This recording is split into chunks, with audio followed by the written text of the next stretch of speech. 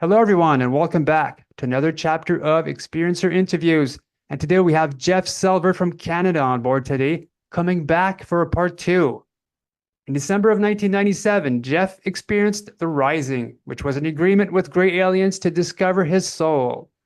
The Rising required him to take a leap of faith, sell all of his possessions, and begin a life traveling from place to place. What unfolds is truly an epic adventure of removal from society and living close to nature, all while having contact events with great aliens without his knowing. In summary, it is 26 contact events with great aliens told in amazing detail and spread out from years 1993 to 2017. Fundamentally, Jeff was shown that what humans understand about spirituality, life after death, dimensions, God, the soul, and psychic powers are just the beginning of what these beings are all about. And about their capacity, understanding, and utilization of these is much greater than the humans can imagine. Jeff's story shows that the only way we will ever be able to understand the Greys is to understand the power of our own personal spiritual potential. Jeff is also the author of the books The Rising and the Alien Plan to Build an Enlightened City on Earth, and the Rising Workbook, How to Create Your Own Rising. Now, our last interview was a mind-blowing one, so those that do have the time, do check it out. We got into approximately half of your story last time, so I'd like to really start off from, let's say, chapter 18.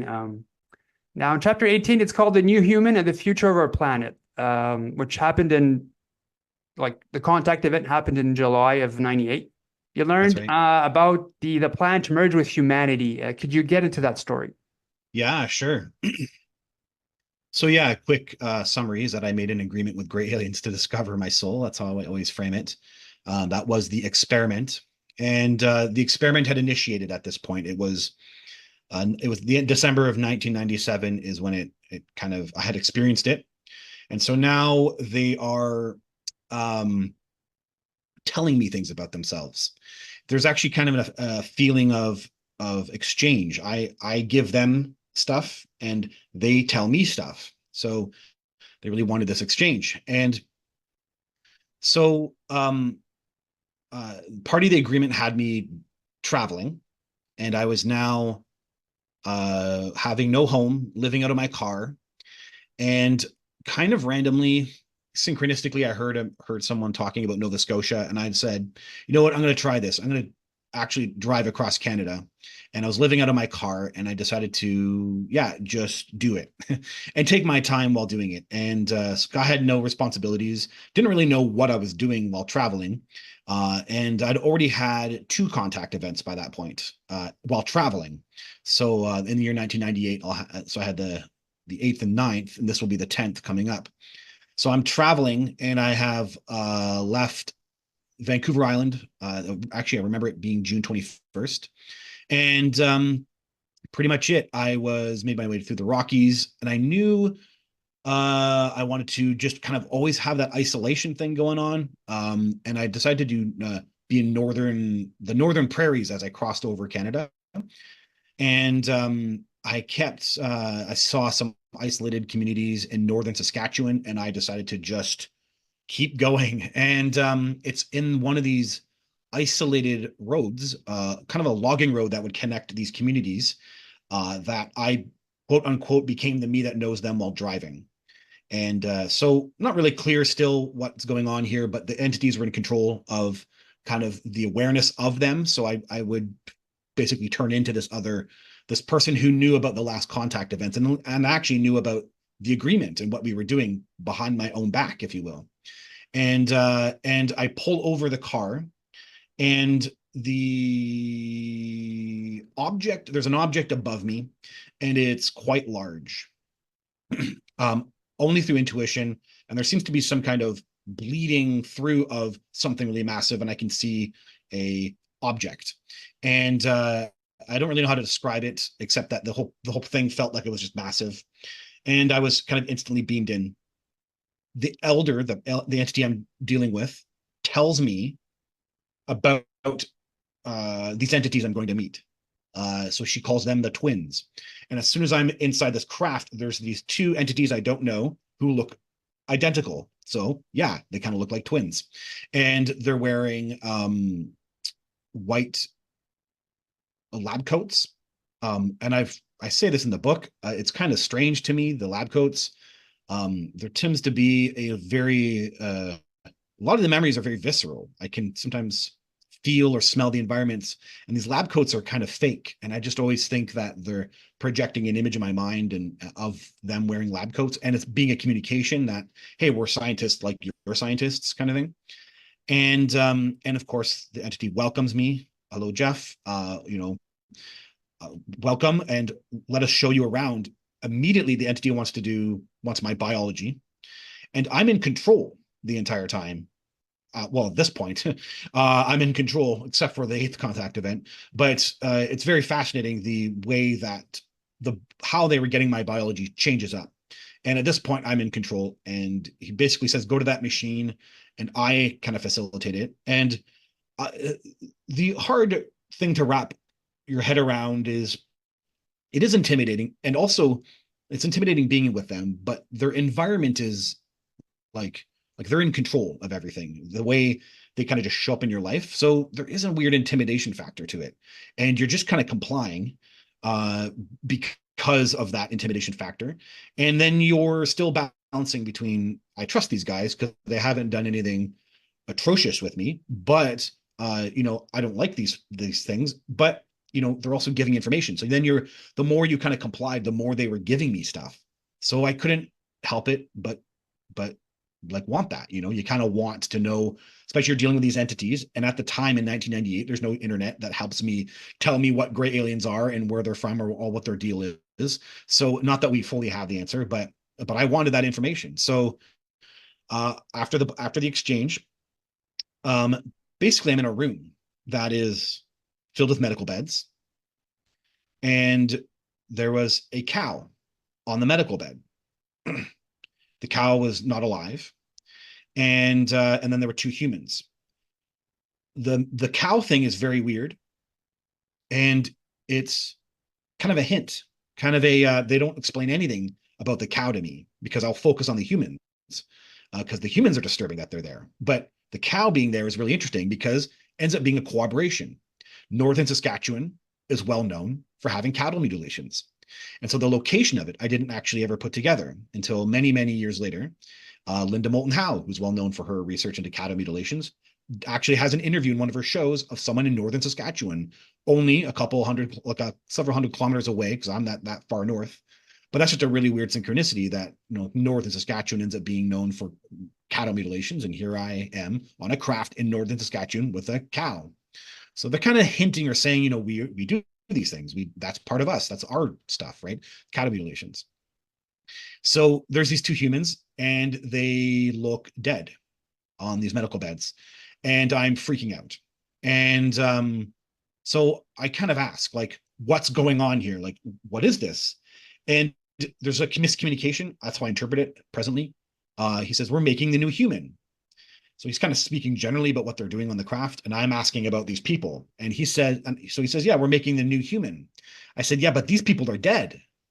He said, yeah, but we asked their permission. We asked for their permission, basically. And the longer I kind of like analyze that memory, the more I understand that these people weren't. They looked exhumed. They had like leathery skin. They had the leathery skin of people who had been engrazed, and they were wearing like nice clothes, like you would be for being buried. And so presently, I'm pretty convinced that these weren't people taken from from society, but actually exhumed from graves, and they're doing whatever they're doing here. And even while dead, they actually still got permission from the consciousness that originally housed the body, which all makes sense to me presently.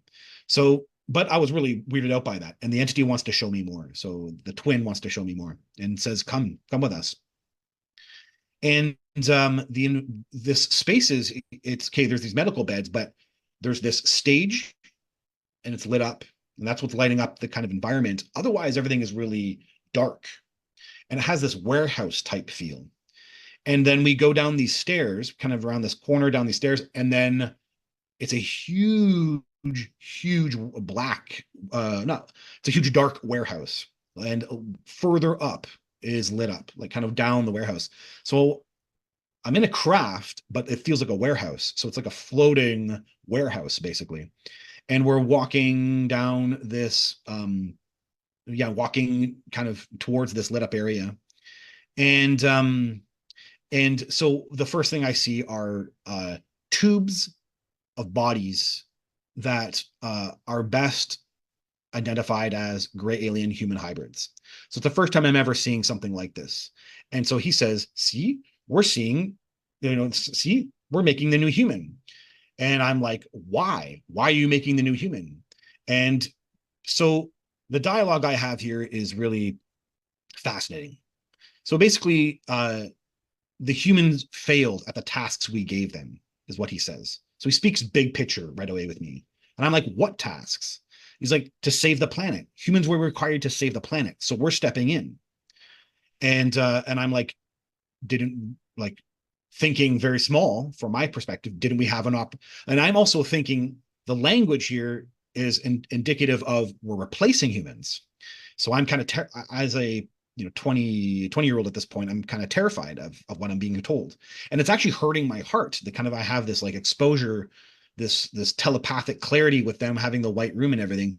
And my heart is actually hurting from his language. And so yeah, like what tasks? To save the planet. Humans were required to save the planet, so we're stepping in. And but weren't we given a chance? You had the chance, but the nuclear weapon was the last opportunity. So we're stepping in. And then he wants to show me something. So we move over to this hologram. We move over to this console sitting there, and this Earth hologram comes up, and all communicate like right. The holograms are consciousness holograms. They impart information in a subconscious way. They're just so. Actually, in one of the my videos on my YouTube channel, I go down the road with kind of comparing me and Susie's, and this would be an extra dimension of information, right? It's not just 2D information, now it's 3D. I get into the actual experience of what the information is trying to tell me, which is very powerful. And so this is a planet Earth, and I can feel its Earth. And then there's this, there's definitely like bites being taken out, like the land is being eroded out as if you're eating an apple. And so there's like crunk, crunk, crunk, crunk. And there's a feeling with it that there's kind of things are shaking. And it's the idea of the biosphere. So the land, the earth, and the water are all basically being destabilized. That's probably the best word. Just destabilized. The air, earth, and water, the biosphere is being destabilized. The entire crunching happens all the way up, and then it's like it gets lit on fire. It doesn't get lit on fire, but it flies up in fire like a match.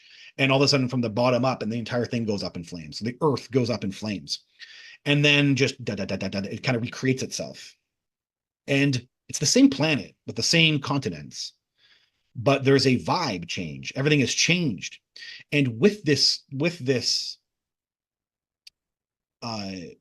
change, this frequency change, or with the redevelopment, are feelings that came through the consciousness hologram of gray aliens being happy that they saved the planet, and that the planet, like the environment and the entire like stability of the environment was going over, and that, hey, we saved it. And there was almost a celebration, like as if they would pull out the trumpets, and the parades would come out because we saved it, we saved the planet. And that was the whole vibration coming off this thing, that they had saved it from kind of going over a cliff. And then there was this understanding about what I was looking at. The word, I have to repeat the words. In fact, in present telepathy, they want me to repeat those words. The gray mind would dominate. But the word dominate is so weird for humans. And I think the impression I'm supposed to be doing here isn't terrifying people about dominance. But yeah, the gray aliens don't want humans to be living the way we're living. That's what it is. And that's fundamental. And for people who are like, yeah, we could probably learn how to live a different way, especially an enlightened way, or a way that helps us all together, then that's what that is. And it's not a dominance that is by government or bureaucratic. It's a dominance of hey, you can't do it that way anymore, and we don't want you to. So there is a kind of a, for those who still want to, it might be a bit of a shock, and that's what it is. And I think it's, so it's kind of the psychological shock of other species don't want us to be doing it this way anymore, and then we're stepping in because you're going over a cliff is basically the premise. Um, I I looked back at the hybrids, and I was kind of like, what happens to me basically is the idea. I'm actually like, I get personally terrified because I'm still not clear what's happening with this image. And I actually, again, still thinking I'm thinking the worst as a human would, that I'm at jeopardy. And he's like, so what happens now? And he's like, what will happen to me? And he's like, you'll be saved, you'll be preserved. So as if like kind of nonchalantly, there's like, don't worry about it. There's nothing to worry about. So I didn't quite understand what then I'm like confused by it, like new human, but how am I preserved? I didn't understand it. So then he wants to take me upstairs again. So we all go upstairs. Yeah, me and the other twin, and we all go upstairs. And then we're at the dead humans. And he basically says, um, we created this brain. And so like we created this brain. And so I'm like, why? Why did you like basically trying to wrap my head around like this kind of bigger picture. We created this brain and its grabbing function. So he basically describes that the human brain has a grabbing function. It has this talking to a psychologist, a friend of mine, and yeah, there actually is a spot in the brain that actually centralizes the ego. So the ego actually has a legitimate spot in the brain. And I think it's kind of this. It's the idea that several maybe religions interpret it differently, and philosophy and psychology, but the idea being is that the human is very has a balance between collective thinking and egocentric thinking, so thinking for the self, and that balance. And so he's like, we created this, we created that grabbing function. So then I'm like, why did you create that grabbing function? And he says, because it helped your planet, it helped your species at the time self-develop. It pulled them out actually of their less developed ways.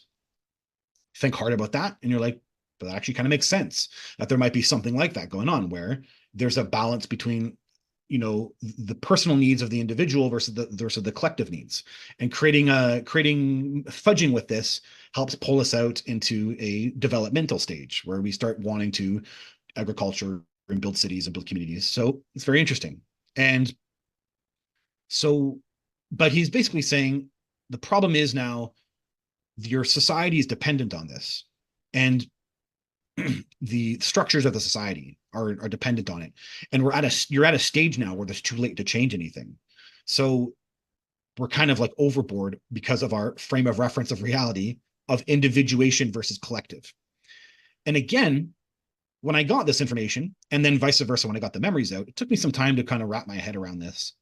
And I couldn't help but notice how accurate it is, that all this, like our entire economy and our collective, our world, the economy, the society, the culture, it's all separated out. An example is you go to school for something and you may or may not use that education for the society. So it's a really weird broken society where you can spend all this money to educate yourself, and then there's no place for you in society to use it, and you have to struggle and fight, and you may or may not get that position. So then you're educating people and you can't get them into positions. And so there's a lack of it's not communal thinking. It's not holistic thinking. And everything's fractured like that, right? Like politics is separated out from education, and education separated out from health, and health is separated out from mental health and from society. So you have all these kind of self-competing parts, and it's kind of misfunctioning, all these kind of parts. And yeah, you're right. You can actually sit there and analyze it and say that makes a lot of sense. And it's actually it's all a product of the kind of the self-centered or the centric brain of the human, that's all kind of manifesting out in these ways. And so, yeah, that's the bigger picture. He basically explains to me that's what they're changing with the hybrids. The hybrids are actually meant to and designed to have a brain that will lean to more collective thinking. Now, um, there's quite a bit of information that he kind of like gives in this piece, but I think the most important part to mention is that, so I think I asked at one point, like, when else were you here in history? So he emphasized, oh yeah, it's the nuclear bomb, right? He's emphasizing, you know, there's some kind of emphasis that he interacted with someone, or that the government or this species has interacted with someone. So I'm questioning, when have you been here in history? And he says, we've been here since your 1600s, basically, is this kind of idea. And that's at the time when we started realizing where this was going. And it's really weird to think about. We've been trying actually to kind of persuade your species into a new direction. But he brings up the religions. If it wasn't for the grabbing function of the mind having taken over your religions, you would have actually made it over the hump. And I really like this because it's I'm the kind of guy who actually, with my personal background and everything that's happened to me, especially with them, they're not saying your religions are a problem, but what they're saying is that, and it's true again, all the religions fought with themselves, right? Like all the religions, the Christianity is saying, no, no, we're the one. And even though we come to we're at a global level now where every religion is aware of each other and they can actually cross communicate with each other, which they do, but no one comes together with a global religion or kind of a way of kind of ironing out all the differences. So you still have this kind of collective self-interested aspect. And then what that has happened is a fractured spirituality of humanity.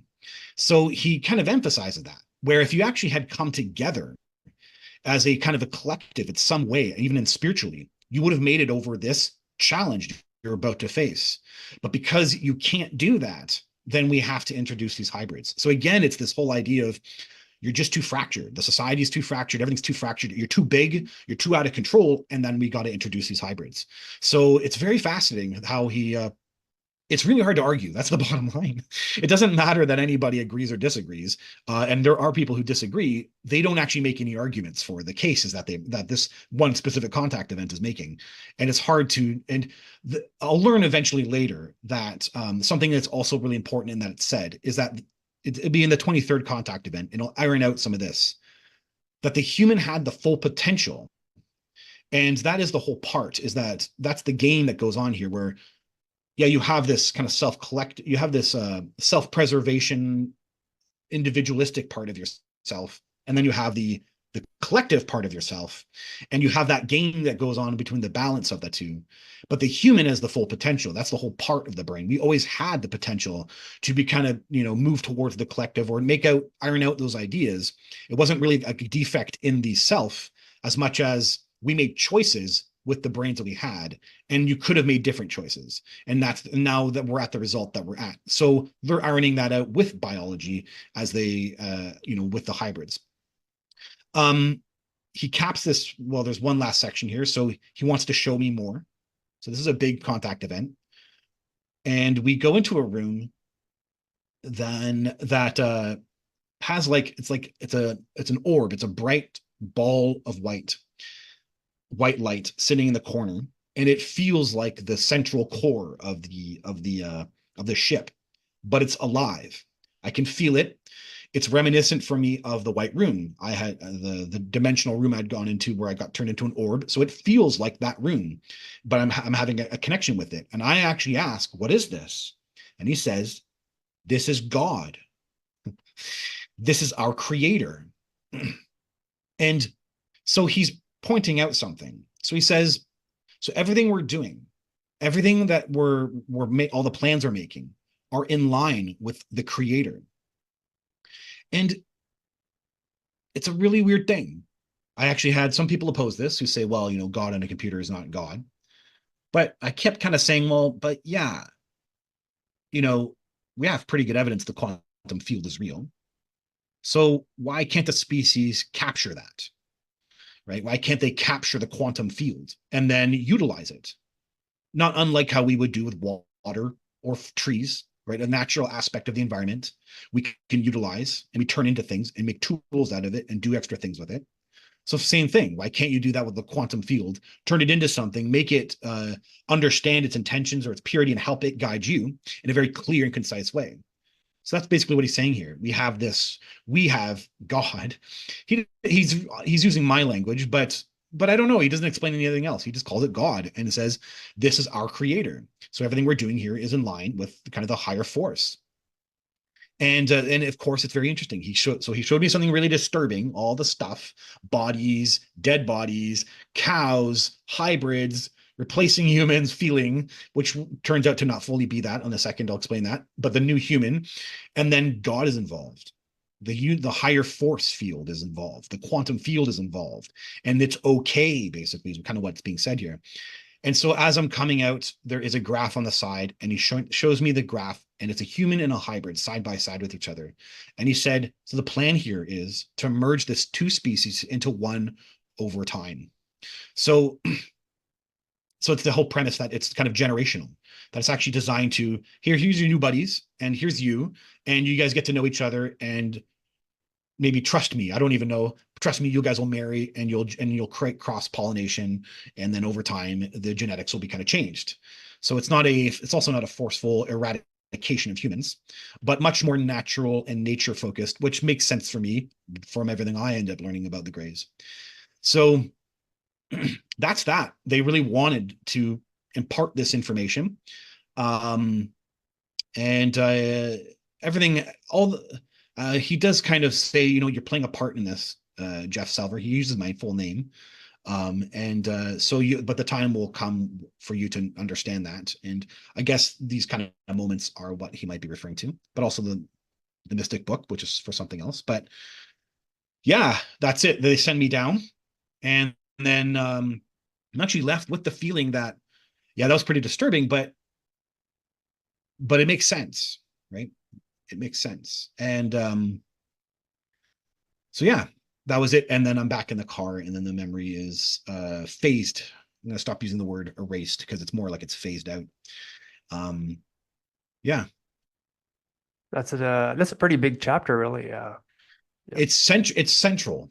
Yeah, Yeah, it's yeah, very of central course. to the story, to who they are and their purpose, I guess, right? Kind of explaining this big and it's pretty okay to say that it's staged, right? They wanted, right? We're gonna put a cow here, we're gonna put some dead humans here, we're gonna talk about the new human, and we want him to know these things. So yeah, it's kind of in some way staged, but they're definitely trying to impart information that is very big picture about what they're doing. Yeah. Exactly. Yeah. Um, let's get to contact event number 12. You saw a metal disc with multicolored lights, and which later on you had an invasive procedure. Yeah. Yeah. Yeah. This is where it gets okay. So this is now we get into Disturbia. The last one was Disturbia, but this stuff scars me, right? Scars the psyche of me. Um, uh, okay, so I've been traveling and I feel lost. I've now crossed the country. It's 1998, same year, and now we're September. Is that right? Yeah, September, and I've traveled across the country. I'm in Nova Scotia. I found a place to pick apples to make some money because I ran out of money, and I'm picking apples every day in the Annapolis Valley, for those who know it. And living out of my car, I found a little, there's a lot of land out in Nova Scotia, and I found a little clear cut where where I was keeping my car every day. And so yeah, just kind of out of nowhere, I'm there one day, after picking apples, and I would explore these fields, these empty fields, and I just kind of, normal exploration I would do. And I was out on one of these back fields, and my see, I can't tell what happens here. I can't tell where at what point things are occurring, but I do see a craft, and I see a craft in the sky, and it catches my eye, and yeah, it's got a ring of lights around it, and it's best shaped as a cone, and the ring of lights, and it's rocking back and forth, and it catches my attention, it freaks me out, and then immediately it drops, and I'm frozen, and it drops on the ground, and I'm frozen, kind of like, yeah, just frozen, and a humanoid walks out. Now, at this point, I'm the me that knows them. So I'm aware of the past contact events, and I know to expect things like this. So I'm not freaking out, but I'm like, I don't know what's going on here. And the humanoid walks up to me. He grabs my arm. He blonde hair. He's my size, definitely my size, and kind of has like white irises with no pupils. It's pretty weird. And maybe there were pupils depending on the angle you looked at, but pretty much when you looked at him, he had no pupils, and so he had just white irises. And he grabbed my arm, and he's taking me in to the craft. And so, okay, I don't know this guy, but I feel it's related to everything else going on with my entities. So I'm just not clear what's going on here. We go inside the craft, and I couldn't see a window from outside. But when I get in, there's a window, and I can see the trees in the forest, in the field. And the craft keeps its ramp open, and we get inside. And there's it's really interesting too. The telepathy is like slightly different between these entities. And so this is more just impressions, and he wants me to take my clothes off. And I comply, but I'm like, what's going on here? So I actually ask him directly, what's going on here? And he said, hi. So then it's like kind of strange. Then he's like, hi. Something like, thank you. We're going to do an invasive procedure today. And so you comply. It's slightly intimidating, and you comply. And so I'm butt naked. I get into this bin, this kind of depression underneath the glass window, which again kind of makes sense because they want my natural environment, me to not be too removed, because what they're about to do is very invasive. The environment takes control of me and puts me flat, and I'm kind of like hovering. I'll hum and haw about what to say here, but let's just say it's pretty invasive, and there's different things happening to me, and it's the most invasive of them all. And so okay, big picture, it's 1998. The rising happened in 1997. It forced me to travel, or at least I was, the messages were to travel. And now I'm very lost in my emotions and my feelings. And even when I open up the memories and understand the bigger picture, I'm intuitively aware of something. I am 20 years old, and I am impacting, I think I'm 21 at that point. I'm impacting the rest of my life.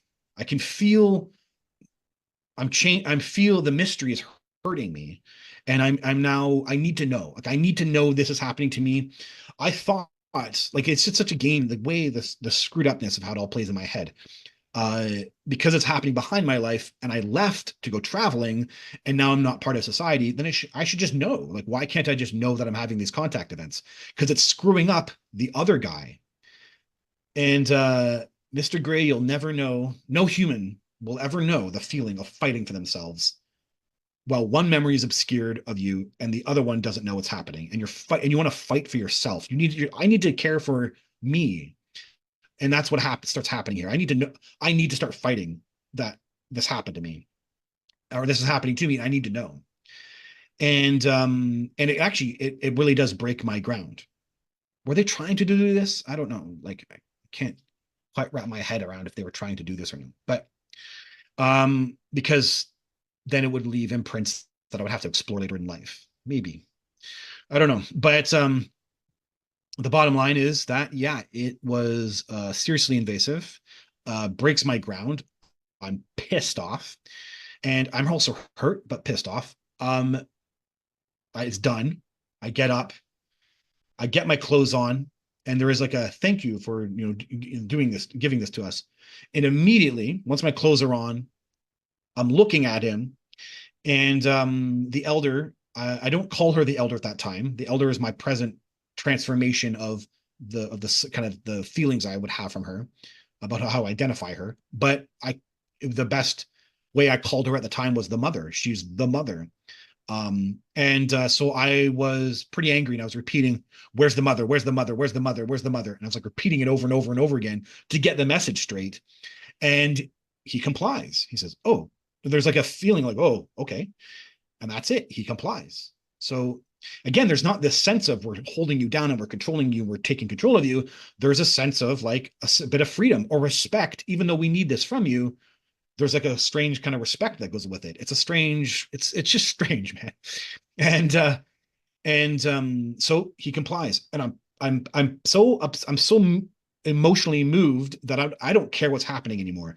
Apparently, I guess the ramp goes up, and then the environment is changing really fast outside, and it's changing like really fast, and now it's black, and there's this feeling it's out in outer space, and we are.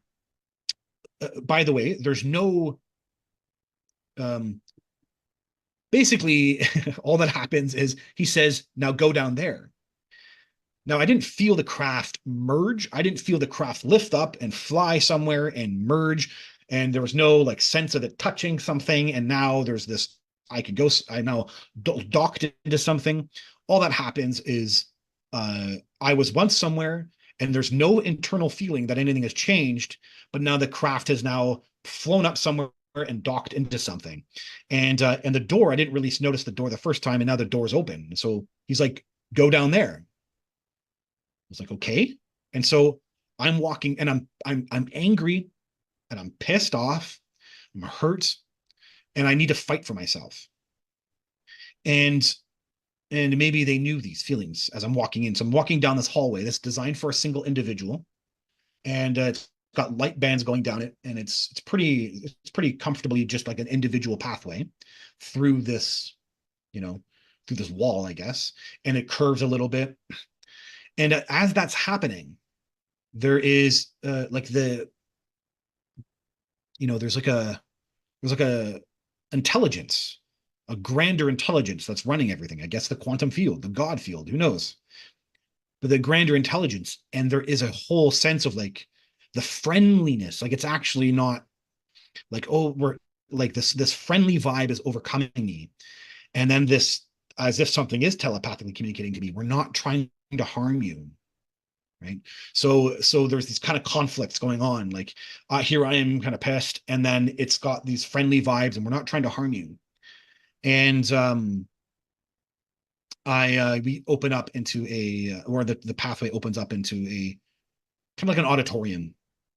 I wouldn't know. It's maybe square footage, maybe 70, 80 square feet. Maybe. Can I say that? No, it's bigger than that. I don't have a way of just determining. I never thought about the size of it, or how to determine the size of it. It would be like a college room auditorium, and it has 3 layers of seats going up, and there's this weird light sitting in the middle, like it's kind of a sparkling, shimmering light, and it really feels like the intelligence of the craft or the ship or whatever, the intelligence of the whole thing, and it's really giving off a vibe of, what is he doing here? Like, what is he doing here? And like, it doesn't, like, he shouldn't be here. And so it's very interesting, some of these kind of conflicts. And I walk in, and the elder is coming out right away. So I was put into a space where either the humanoid told her, or the craft told her, or she knows because she's observing psychically. I don't know. And she's walking down, and she's like completely friendly. My friend, how's it going? What's going on? So there's a slight sense of concern. And I'm like, is there, I just bust out right away. Is there any way that I can know? Like, I have to be able to know. Is there any way that I can know? I have to know that this is happening to me. And sit down, Jeff. So she's concerned. She sits down. She gives me attention to sit down. And I'm like, okay, calm myself down. I'm like, okay, is there any way that I can know? I have to know that this is occurring to me. Is there any way that we can do that? And I'm actually sending her an image in my mind of like kind of a friendly, hey, maybe we can. I'm like imagining us on a computer screen, and like the way she would do with me. So I'm sending her an image of like me and her side by side, and making it easy for me. And she's like, she leans in, Jeff, that cannot happen. It's impossible. And I'm like, I can't do this anymore. I can't do this anymore. And I'm basically freaking out with her that this has happened to me. And she's basically like, but this is the agreement. You signed up for this. This is what you agreed to. The path, it's already been laid out. This is the way your path moves. So there's really nothing else you can do about it. And uh basically she tries to give me advice. It's really sweet. She is trying to help me. She is like, be like the person you were before you left. That was really hard because I was so screwed up at that point. And she's also like, you have to figure this out. That's what I can't do that for you. You have to figure that part out for you. But life is like a game. Like you have to play it like it's a game, and be like you were. Like try to, come to, forget about the past and be in the present. Basically, was the emphasis. She's like, but you can't stay here now. You have to go back. And of course, what does that mean for me? Is living in the mystery of it all. So I actually started fighting back. And it's really safe to say that the entities are hypersensitive to your intention. And my intention went from trying to be calm and considerate, how can I get this information across, to screw you, I'm fighting back now. And literally when she tells me to go back, I'm like, no, I'm not going back. I kind of like telepathically raise my voice. And then what happens here ends up being a scar, actually. So when you communicate with them, they kind of telepathically envelop you. You really get in their eyes. And there's this kind of sense that you're kind of in their world, and it helps you connect with them. Well, she kind of like retracts. And it's one of the clearest memories I have of her face. This, the jaw, the dark reflective eyes, the slit, but the skin on her, and so she retracted her energy is what she did. And I see this crystal clear face, and she's, get off that ship. She basically yells telepathically is what she does. And she also slaps me simultaneously. But it's freaky as hell to be slapped psychically, because then you don't know how much more they could do, right? It's so it's one of the most terrifying moments I've ever had with her directly. And one of them would definitely be on the field as a 16-year-old, but this is definitely one of the top. And the slap is yeah, she slaps me and I get terrified. And that's it. I can't fight back that. And I'm also terrified. And I actually get so terrified, I raise my arm actually. And I kind of like scream out. And then that's it. I kind of walk back. And I go back to the craft, and I feel now it's all the impressions are coming in. I feel duped. I feel tricked. I feel like they screwed me over, all that other stuff. And what ends up happening here too, I'm very, in this day and age, presently what I'm doing, like over the last couple of months, is really analyzing the mental states I'm in as I'm moving in and out, because it's still kind of really confusing to me, the contact events, how they got hidden. But what I'm aware of is the state I'm in mentally before I transition kind of gets preserved. And that's what happens here. So I had to fight. I'm disgruntled. I'm losing faith that this was right to do. I feel tricked. I feel duped. And I'm back in the craft, and I'm not even like interested in the humanoid. And I feel duped. And he's actually trying to give me an impression of like, thank you for giving this to me. It's and I have no interest. Like I used to be so fascinated with all the technology. Now I just feel like I have to protect myself. And the craft goes back down exactly to the spot I was in, or I was on the field. The door opens up, and I'm let out. I just walk out on my own, knowing that there's going to be an erasure of the memory, and that's it. It fades out, and then yeah, those impressions, very subconscious, but they linger, and kind of the confusion and the uncomfort about what's going on with my life, and yeah, it all lingers in part of the traveling era, and that's that. Hmm. Amazing.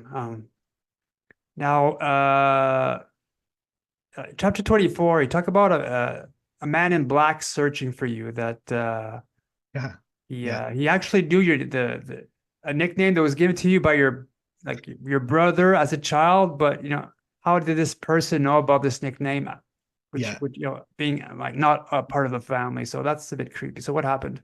It's a bit creepy. Yeah. Um, Okay, so there's a weird, yeah. So I end up having a contact event. Actually, let me explain how the memories came out here. I had a contact event. Uh, when all the memories are coming out, they kind of came out sequentially. And then there was a period where I was living with my brother. So, okay, yeah, 1998, I traveled. I ended up in Nova Scotia. I did a whole bunch of traveling. I ended up in Newfoundland. I spent the winter in Newfoundland, had a series of more contact events.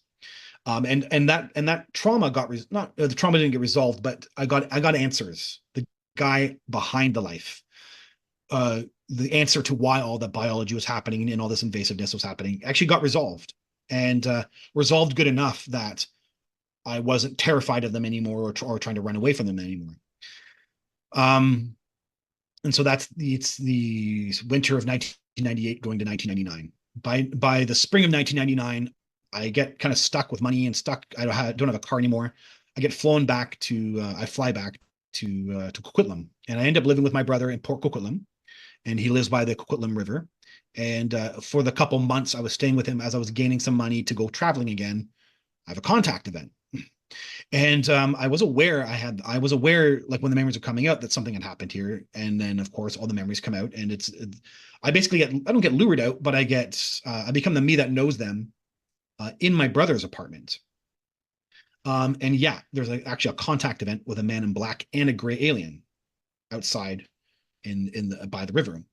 But I had the memory out, and then maybe months did I start remember, like you're trying to comb through these years and all the weirdness that could have all the events. And I didn't actually put something together until, yeah, several months after the memories were out, that wait a minute, there was a weird event the year before when I stayed at my brother's place with a man who was looking for me. And that was very suspicious because I was traveling. Who the hell's looking for me? So the story goes,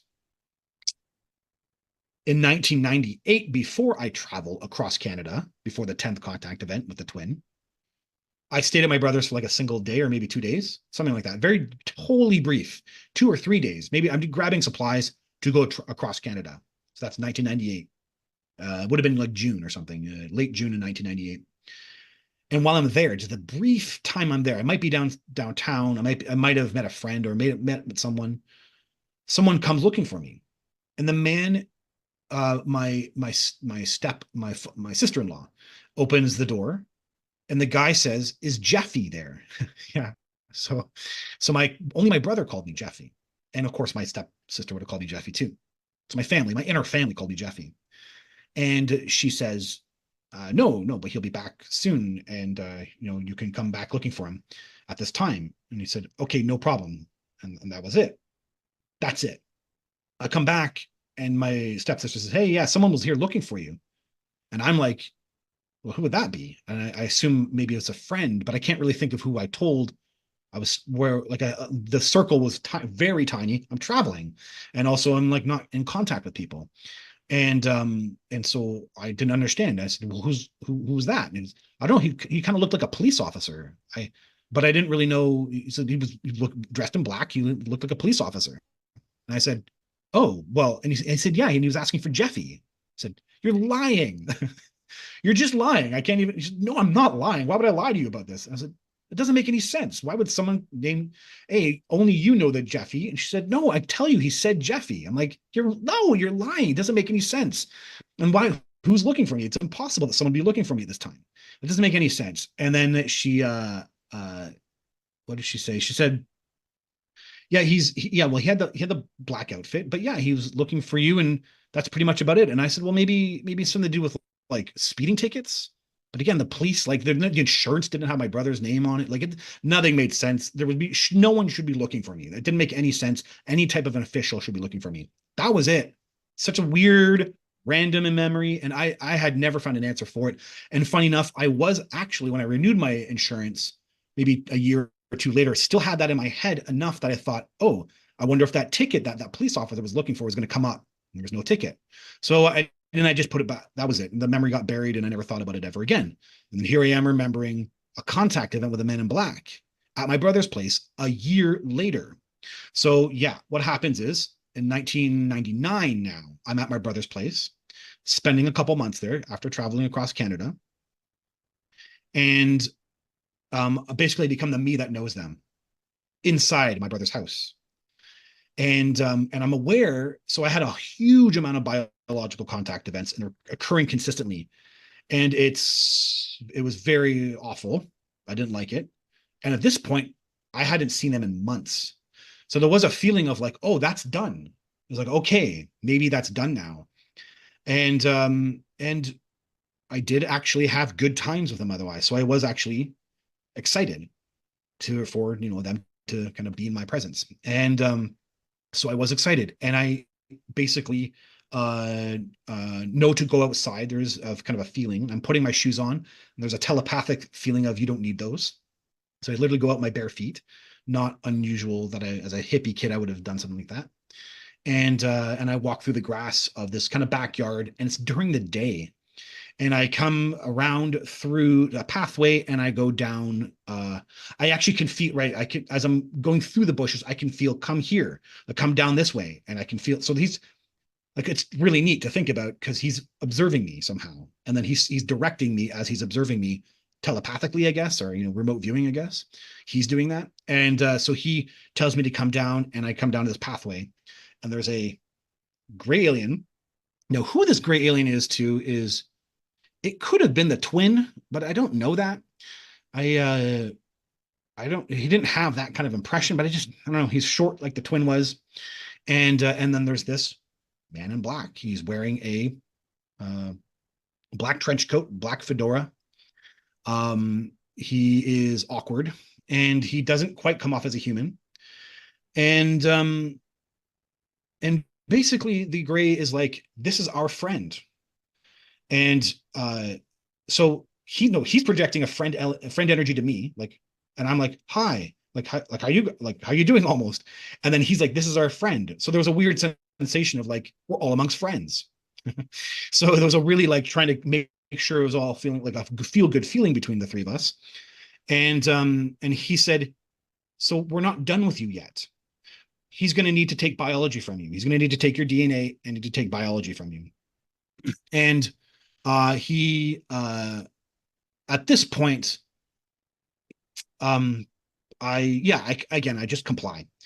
I comply, and I comply at this point because it was obvious this stuff was behind my life, and I couldn't stop it. And they did give me a break from it. And at that point also, the previous contact event wasn't biological. So they are saying like, this is not going to last forever. And I did have some empathy at that point because they had actually given me a break from all the biology, that I kind of complied again. So he actually, the man in black actually takes blood from me. He takes something, like kind of puts something on me, and it takes blood out of me. And yeah, there is a biological exchange. I won't go into too much more, but what that biology is.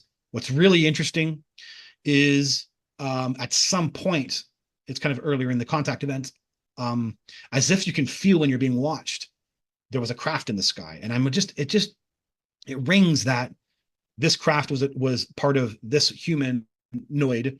And then it just feels like I'm the Gray's experiment, and then they're tossing me off to these other species, and they're kind of controlling it. They're trying to kind of control who gets me and who doesn't get me. And so like the 12th contact event that I explained earlier, the humanoid was taking that. Again, there's these ideas of like, hey, we did this experiment with this kid. Now we're going to, toss him off to you every now and then to other species we have other agreements with. I don't know. And so that's kind of what happens here. This man in black actually ends up taking my biology, my DNA, my genetics. And that's it. They seal it up. They're basically, okay, you can go now. The whole thing happens out in daylight, and I don't have an answer for that except for maybe stopped time or something. I don't know. I don't have the answer for what actually occurs there. And that's it. And I go back up, and then again, I'll say the memory's phased out, and not erased, but phased out. Yeah. Yeah. Yeah. Let's get into contact number 20. Yeah. Because you just had DNA taken, and at this point, the elder says to you that he wants you to move down south. Yes. Yes. Okay. So what's happening here is it's the end of this period. So there's some really weird parts to this that are undeniable. Um, when I first came out with these memories, a lot of people were they didn't want to believe it. In my personal sphere, they don't want to believe it. But second to that, they always feared if they did believe it, well, am I going to be taken? Am I going to be used for biology in these very scary ways? And how do you know you're not going to be used for biology? And I was like, I'm not. Like it took me maybe some time to wrap my head around it, but there was a period and then it was done. And the reality is they stuck around and then they helped align myself with my partner. And it's very clear to me now in the present. I had these two timelines, the blue and red holographic timeline. So they were very interested in this period of my life, these two periods of my life. And the red hologram is the traveling period. And then what's obvious to me is that they were interested in lining me up with my soulmate. So my higher self is basically saying, great aliens, you interact here, but make sure you connect me with my partner, who is my soulmate, who I've been spending, eons reincarnating with. And the other people that she surrounds herself with are my soul group as well, too. So there was this interest again. I can see my own higher self saying, like, make sure you do that. You connect us. And then the grays are responsible. There was a sense that they needed to hook us up, connect us. And so that's the overarching part about what happens here. The other neat twist, a bizarre twist to this is, how a part of the phenomenon is when contactees, like if a contactee might have a sighting, but then they might forget about the sighting. Like it plays a weird game in the brain where you might, oh, hey, we all saw a craft one night and it was definitely a V-shaped craft, and oh my God. And then you ask your friend about it a week later and he forgets about it. And you're like, what? That's weird. And then you forget about it like a couple weeks later. And then all these years later, you come back and you're like, why didn't we talk about that anymore? It's very strange. And there's a weird phenomenon going on here with the mind when we talk about these contact events. Well, for the longest time, I actually always thought the moment I made the choice to meet my wife was a couple weeks before I met her. And then it wasn't until the contact events came out that I forgot I actually was going to go up north. I was making a choice to travel all the way up north, and I had a whole plan, and I forgot I'd actually turned around and came back. And I couldn't wrap my head around it. I couldn't wrap my head around what the hell. I was going to alter my entire life and not travel and not be on this timeline. And here is a contact event right in the middle of it. And until I unravel everything, and that I understand that they were the ones responsible for this. So here's how it goes.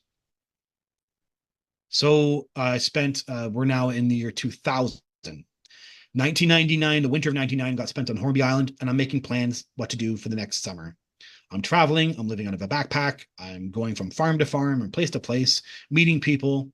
And it just feels like there's nothing to do with my life except for have adventures and meet people. So here was an adventure. I'm going to go all the way up north. I'm going to go to Yukon, and I'm going to go to see the North Sea with my own eyes. That was it. I didn't know what else to do with myself. I was basically lost. So this is my plan. I'm start hitchhiking. My sister-in-law drops me off at Hope, and I have to make some choices. My plan is to stay at some farms on the way up. And like right away, there's weird synchronicities. Someone is singing a song from the 90s. Runaway train never going back, one way on a one-way track. And it felt like the song was being sung for me. It was really strange. And it felt like a song about someone who was lost, right? And I kind of like it just I really felt like my higher self was like, listen to this. And I was like, why do I feel that way? It's really strange. And I just took it in, didn't know what to do with it. I learned the bus would cost too much, take too long, so I decided to hitchhike from Hope going up BC. And on the way I got picked up. I got picked up by a drunk driver. It's kind of scary to be hitchhiking and get picked up by a drunk driver because your life is on the line, and you also don't want to antagonize him.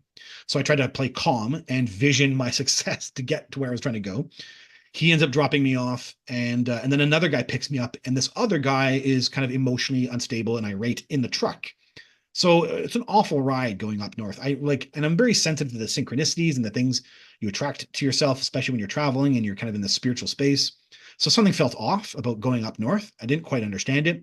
It's almost like it was kind of agitating the feelings that maybe I wasn't really 100% certain I wanted to do this, but I didn't know what else to do with myself. I'm just traveling, and it's kind of made logical sense. You do a new adventure. And I was staying at a farm on 100 Mile House. I decided to stay there for maybe a week or two while I let spring turn into summer. So I was wanting for snow to melt. And by this point, some snow was already on the ground, was still melting, but on the ground at 100 Mile House. And so I'm staying at a farm there, and I don't know, he leaves, and he basically says, dig up these tree roots. And I'm on the farm, and I'm digging up tree roots, and I become the me that knows them. And I see a craft, and this craft is familiar. I actually been in this craft once before. I quote unquote call it the Elder's Craft, and it's flying up, and I basically get beamed inside.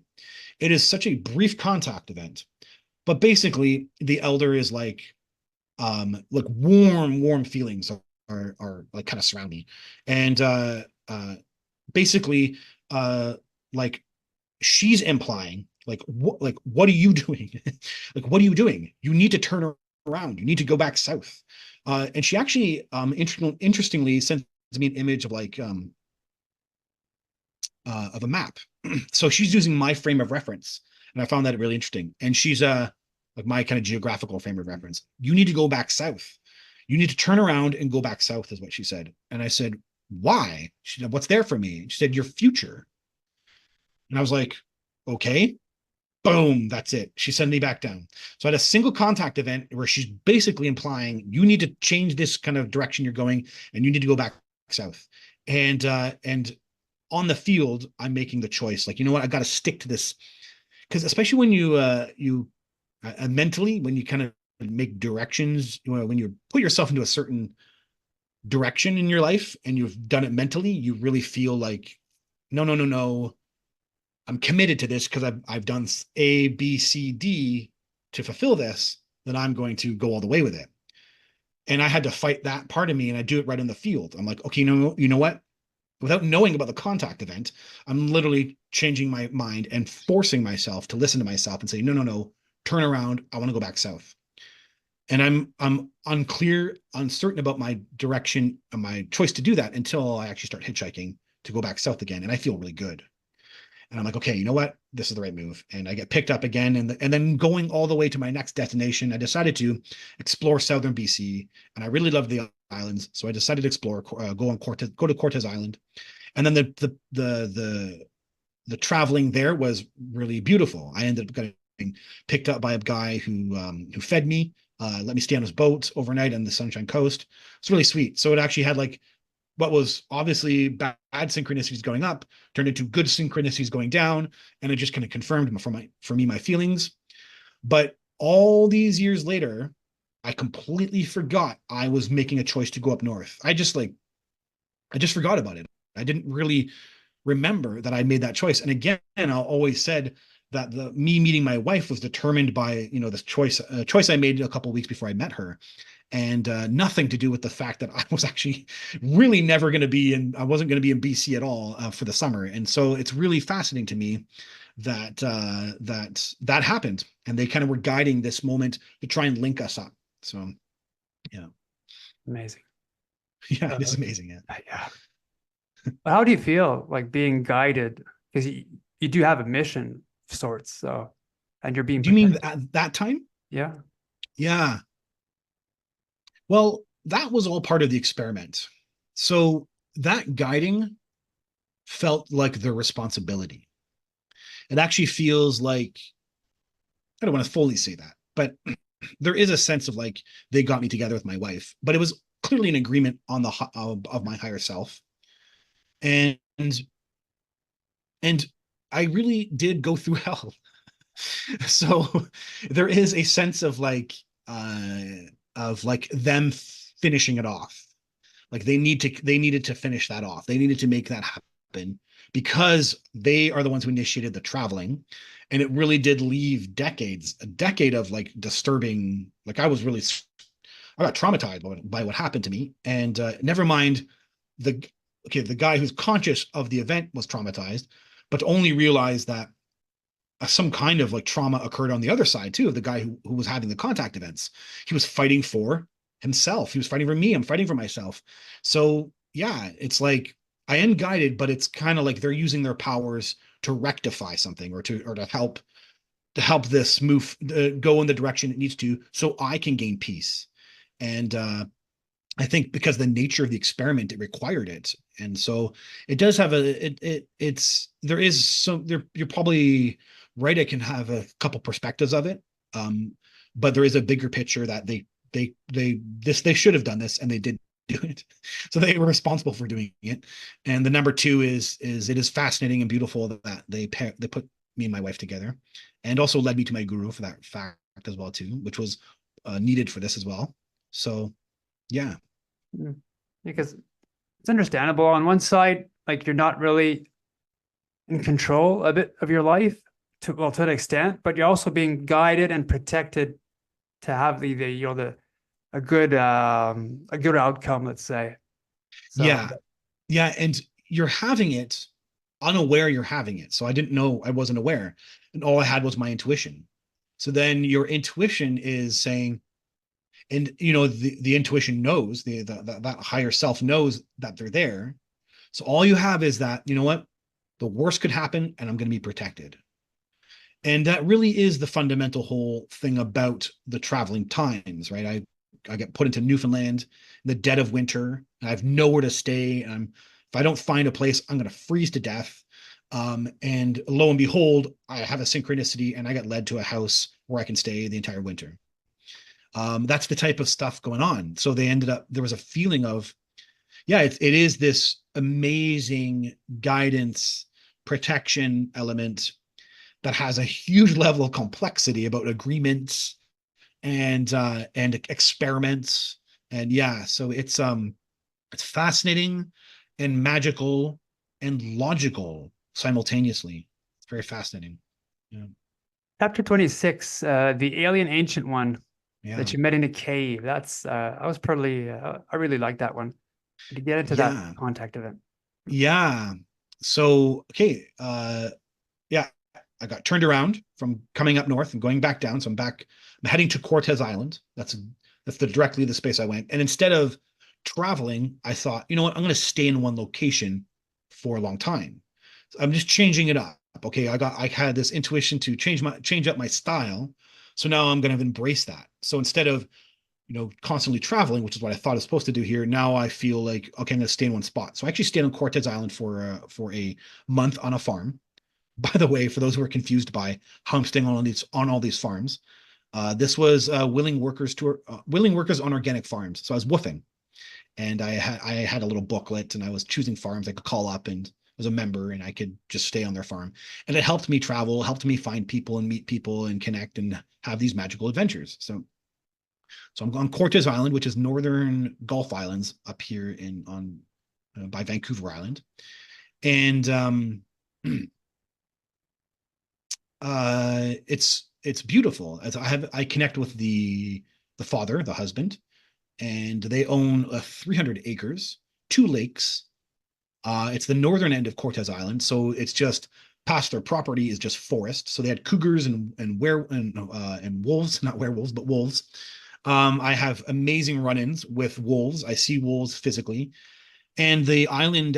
I don't know about presently, but at that time, you could hear them at nighttime. So I had a cabin, and then I would hear them in the middle of the night. It was amazing and just haunting. And I was always, that sense, exactly as you mentioned, that sense of like protection. So then I'm always pushing my boundaries, knowing I'm protected. I was kind of like playing it like that. So then I would go out in the middle of the night, listen to the wolves and stuff. And it's really weird. Every time not every time, but a lot of the times when I'm pushing my boundaries, all these years later, it turned out to be a contact event.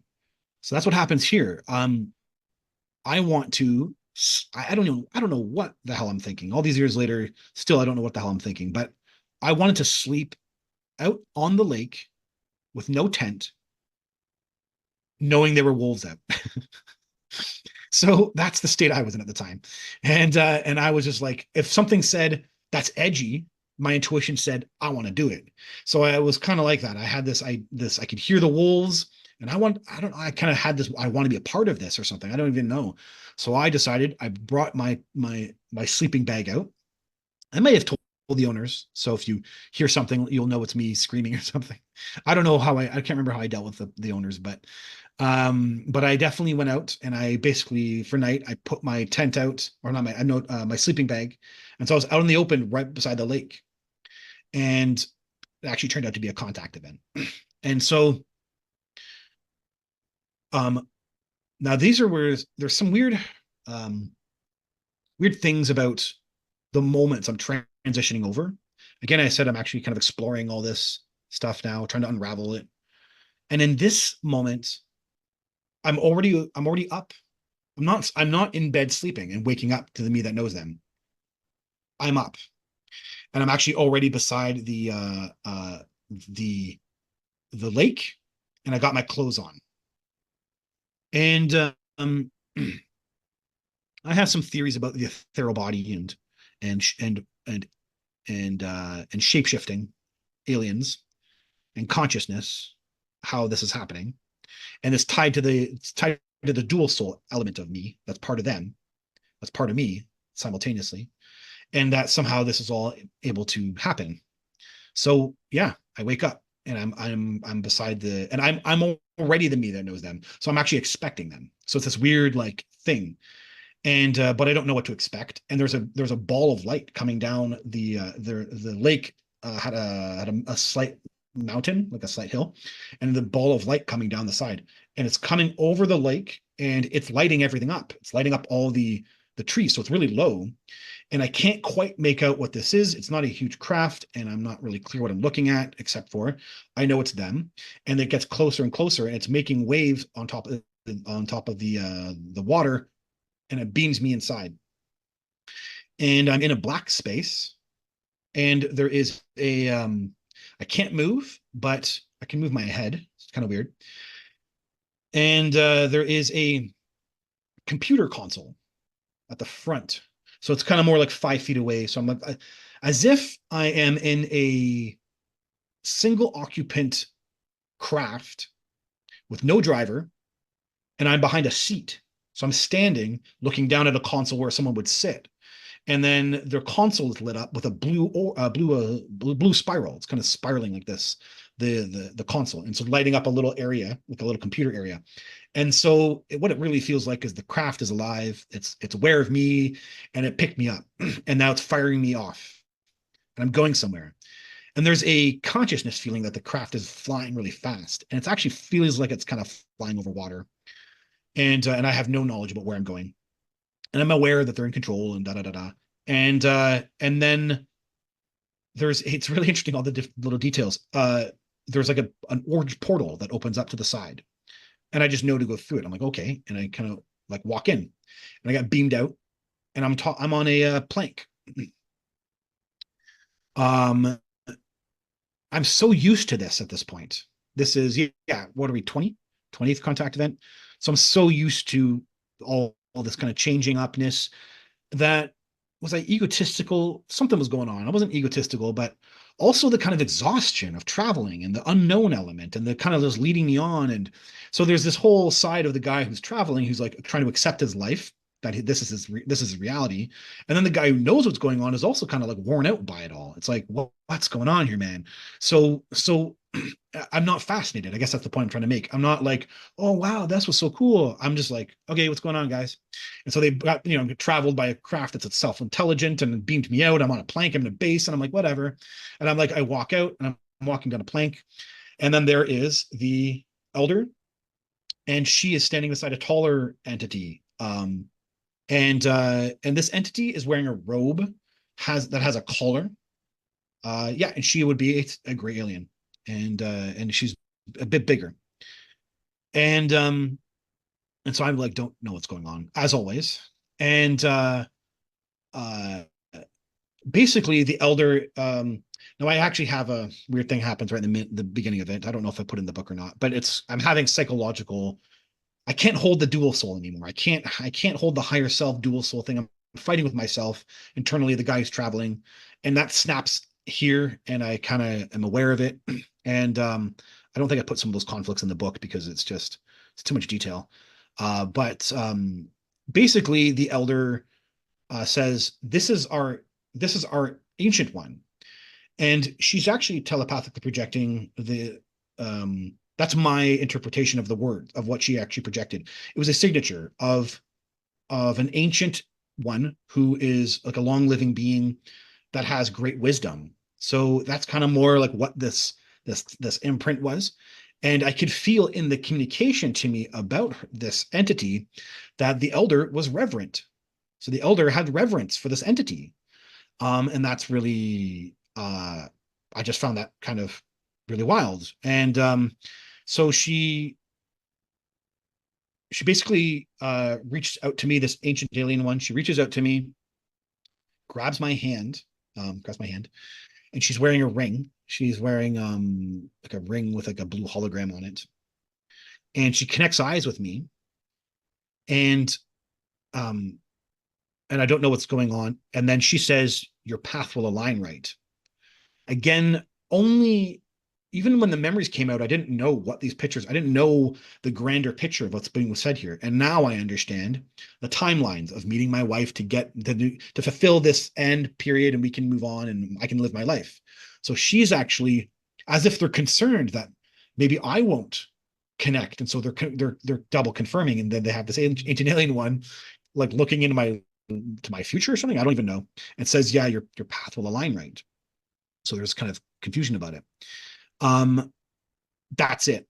I'm basically we turn around, or they turn around, and they want me to follow them. And I walk alongside them, and we go into this cave. So sorry, I was on the plank. Let me describe this environment a little bit, because again, I didn't really pay a lot of attention to it in the moment. So I'm on a plank, and it's actually rock walls. And then the elder and this ancient alien one were actually in the entrance of a cave. And so the plank goes towards this cave. I could smell salt water in the air. And I could hear as if water was like my impression is that we just came out of a portal or came out of a something, a tube or something, and then it had opened up for this craft, and then water had, or maybe when the craft comes through, it has water on it.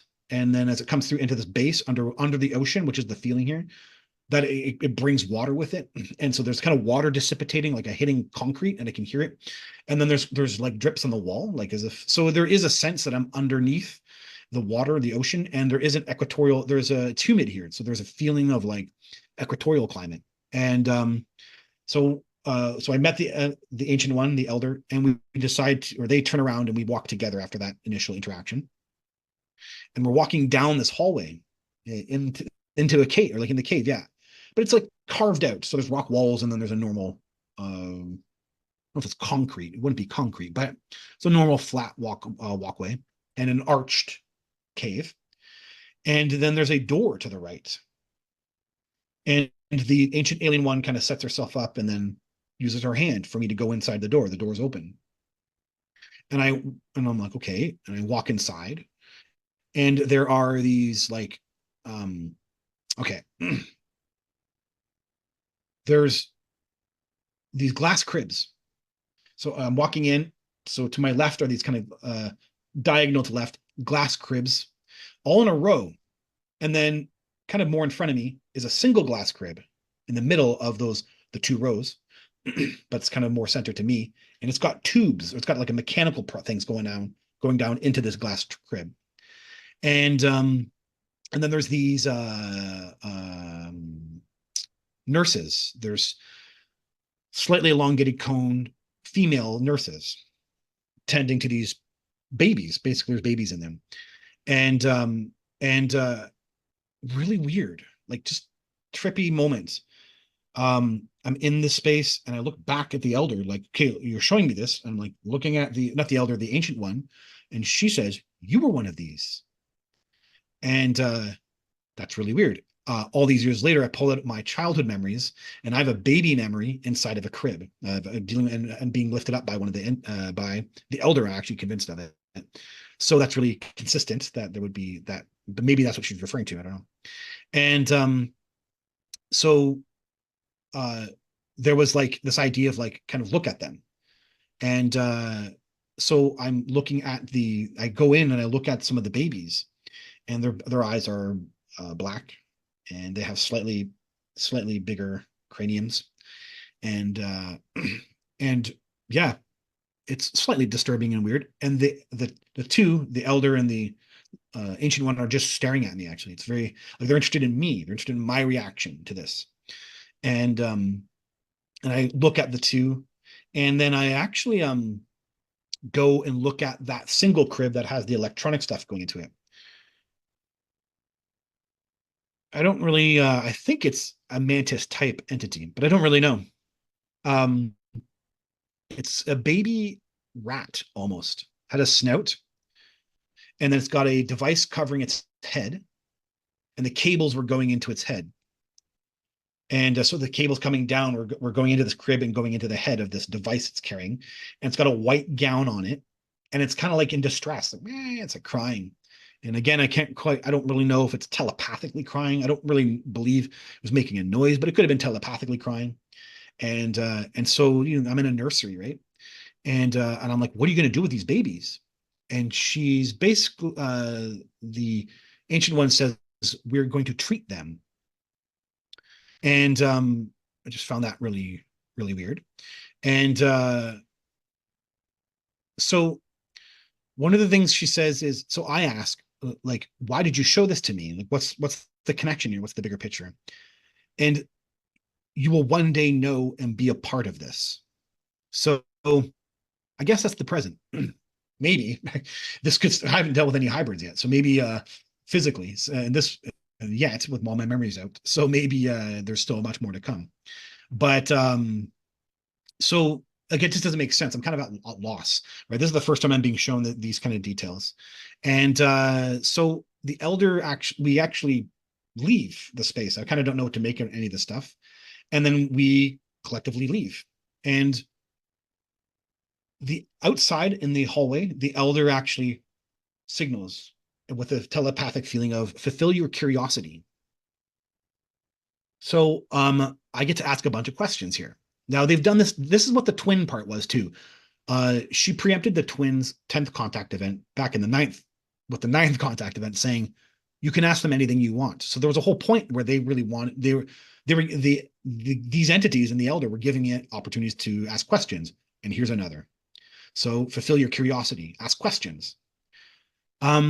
So I still hadn't gotten the full answer about where they're from at that point. And so I ask, where are you from? And the ancient alien one says, your Zeta Reticuli star system. So she says that. I still am not clear what they are. So what are you? And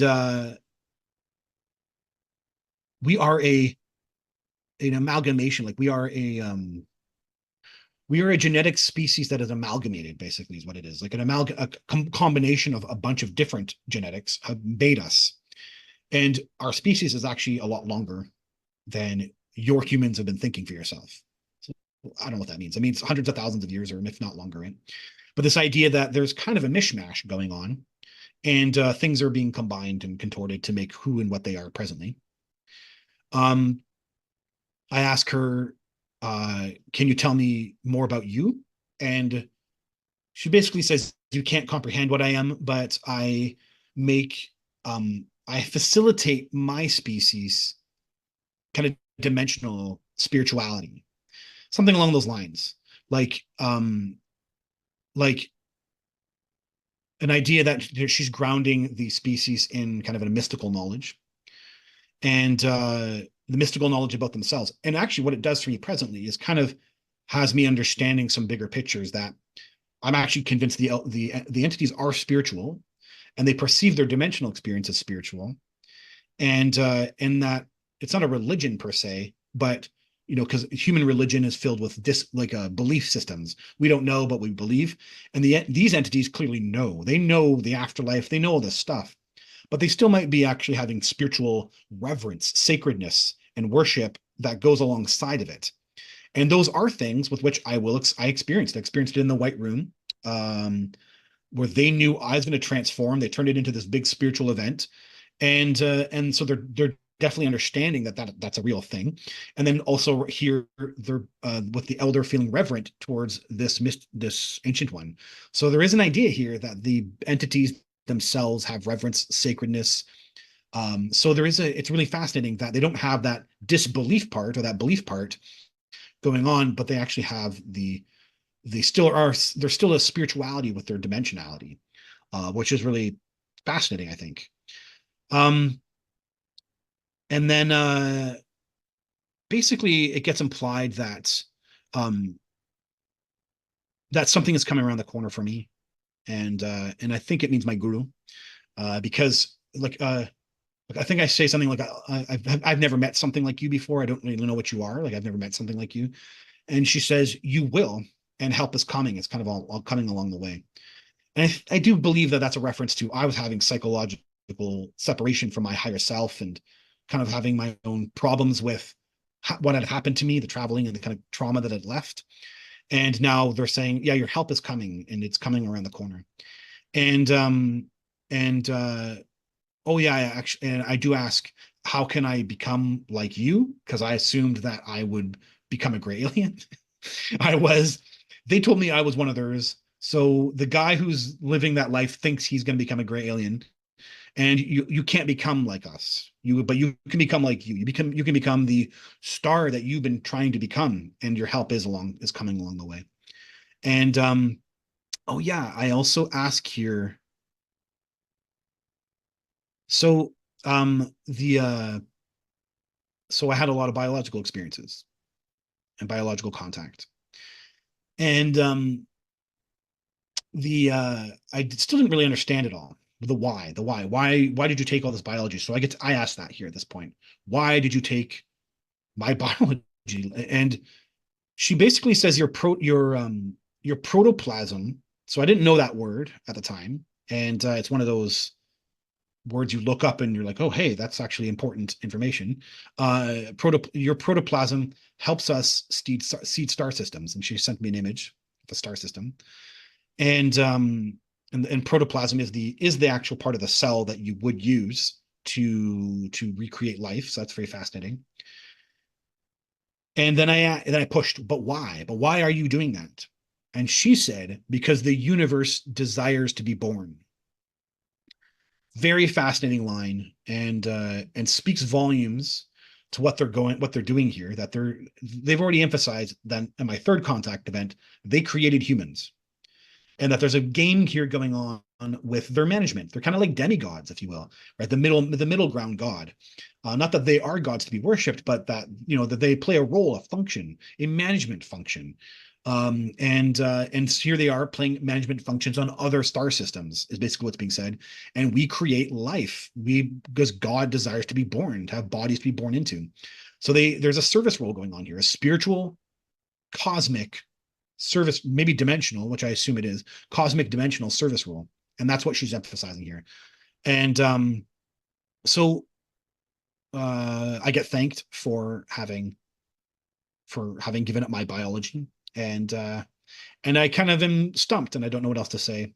And the telepathic vibe, I guess, of being stumped, they know it's done, so they're like, okay, that's it, time to go. And then I get sent back down, sent back to the not down, but some down the hallway, and I get sent back to the craft. And so I'm told to go back.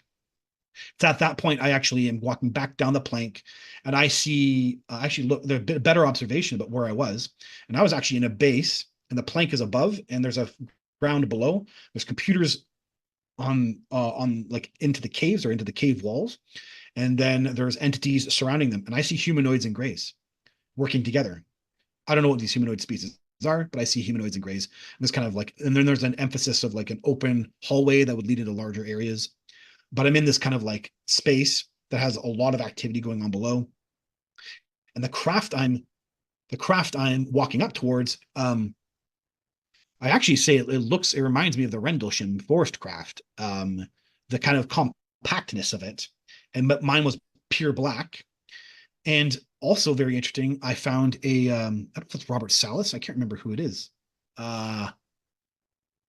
some general who also talked about they were at a base and there was this craft, like just whatever, 100 feet in the sky at the corner of the base, and it just sat there and they don't know what to do with it. And it looked, and the guy said it looked like a pure black Rendlesham Force craft. And I thought, that's really weird because that's my craft. That's the craft I see here. And it's just sitting there, standing at the end of the dock at the plank. And as I walk up towards it, it just beams, and I get beamed back inside. And I'm in this single occupant auto intelligent craft, and that's it. I don't feel the craft now moving out of the base. I just know we're moving, and there is a sense kind of in this like unity with the craft that I can feel. At one point we're flying over the water, and whatever. I don't know the point where I'm now back at home. I just know that basically I get beamed out and I'm back, and I'll wake up without a sense of the contact event. I'm honest about this stuff, without a sense of it, because that's the state, the dual soul state going on here now, that these things are happening in like a frequency of my own consciousness. And I wake up and I don't want to be there anymore. I'm like, yeah, I wake up in the middle of the night by the lake in the middle of the night, and I decide, no, I don't want to be here anymore. And I literally pack up my stuff and I walk back to the cabin and I sleep in the cabin. And nothing disturbing happened. It was all just kind of information. And again, sealing up what's fascinating, what does actually end up happening here is I start having synchronicities about gurus. So here I am meeting this kind of ancient spiritual elder one, and then it triggers something in my subconscious, and I start having synchronicities, or start manifesting guru synchronicities about having a guru and finding a guru. And it will lead me towards my wife, who will lead me towards my guru. So, yeah. Wow. So thanks to the elders' guidance, you're down south, and now you finally you're gonna meet Kalika, which Yeah, at the Rainbow Gathering. that's right. That's Yeah. right. You want me to tell that story? Yeah, yes, please. Yeah. Okay. This is the love story in the middle of it all. So, I don't know if I've told this story in an interview yet. Maybe I have. I don't know. So I actually have one last contact event, and it's actually capped off. It's the 21st. It happens in Squamish. I'm staying with my aunt and my uncle. I'm looking after their dog. And oh, that's right. I go up to Hornby Island, and I actually I partake in a Sundance. So it happens on June 21st, longest day of the year. And I was the drummer, and it was banging drums, all whatever it is, 16 hours of sunlight. And it's exhausting, and people have visions, and it's very powerful, very spiritual. And I just absolutely loved it. And I was fighting to ground myself. I like, what the hell was I traveling for? I didn't understand it. I'm a 20-year-old. I should be going to school, should be part of society. And the whole reason I went traveling, like, it's all kind of wearing out on me. And so I am fighting with myself. Hornby Island is going to be the place I'm going to stay. I'm going to stay in one place. I'm going to live. And I loved Hornby Island here in the uh, Gulf Islands in Vancouver and BC. And this is where I'm going to stay. That's it. It's like, screw you, feelings. I'm going to stay and live on Hornby Island. And then I do a random tarot card reading. It's something I didn't do a lot of. I didn't rely on these types of things too often. And I do a random tarot card random tarot card reading. And in it, the guy says, don't hold on to things. Make sure you can like let go. It kind of comes up as the reading. And I was like, okay, if I apply that feeling, if I apply that knowledge to my feelings, I'm going to feel like I shouldn't be staying here. And I was like, no, no, no. And I had to like kind of, and I'm not one to run away from my feelings, especially after everything I'd gone through with the rising. I have to follow and listen to myself, because your safety sometimes feels like you have to rely on your intuition only, right? So I had to listen to myself. I felt it. I didn't want to stay here in Hornby Island. So I didn't know what to do with myself. I said, okay. And I was talking to some people about it, and someone said, hey, there's a rainbow gathering, which is this kind of hippie gathering in the province of BC. And it was happening in the Kootenays. And so you should go to that. Hey, dude, you're gonna have lots of fun. It's an amazing time. You meet lots of cool people. And I thought, okay, that's what I'm gonna do. And the thing that I always thought was the decision maker for me that made me connect with my wife, that I thought set all this in motion, was the fact that when I got picked up, that you would leave Hornby to get off the Hornby Island and to get back on the mainland of Vancouver area, you had to leave very early. And the truck, and you basically hitchhike, and you basically ask people on those ferries if you can come with them. And one of the guys said, "Hey, I'm going to Grand Forks." So he was going way into the province, and and I knew that I actually was planning on staying with my brother, and I would take a couple of days. And instead, I thought, you know what? I'm going to throw caution to the wind. And by the time I get to Grand Forks with him, I'm not going to know where to stay. And I thought, take the adventure, do it. It's this choice. I thought for the decades of my life is the thought that the moment I thought solidified the future events of me meeting my wife and what would end up being the rest of my life. That's why I never put it together with the elder in that 20th contact event, which how mind-boggling it was that I wouldn't even have been here. So how crazy, and that I forgot all these years later that was that choice. So again, that's the magic of that. So yeah, I decided to go with him. I go to Grand Forks. I show up and I say, just let me off at a gas station. I just assumed, listen, I have to find a hostel. I don't know what to do with myself. I get into the gas station. There's no hostels. And but someone overhears me in the gas station and says, "You can stay with me." This was the magic of what was happening with my life at that time, and just synchronicity of protection, right? Synchronicity of protection all the time. And so I stayed with her overnight. Her and her partner, and they were upstairs and I was downstairs. They fed me. I stayed one night, extra night in Grand Forks, and I went up to the top of a mountain, or went up a hill and overlooking Grand Forks. Stayed overnight, like under the stars, and slept. Packed up all my stuff, got on the road to hitchhike to Nelson, and got picked up going to Nelson. And the guy says, "Where do you want to get dropped off?" Because, sorry, I'm going to Nelson, BC, because I assume someone's going to know how to get to the Rainbow Gathering, because I don't know anything about where it is, I have no information about it. So I need to start finding people and going to communities in the Kootenays to figure out where it is. And I literally go to Nelson because I hear Nelson's a good place to go to. It's my first time going there, and someone there probably should know, I get told. So I'm being driven to Nelson, and the guy says, "Where do you want to get left off?" I said, "Drop me off at the hostel closest to you coming in." So he drops me off at the Dancing Bear Inn. I get into the Dancing Bear Inn. The reception doesn't open till 2 or 1 p.m. I remember this, funny details.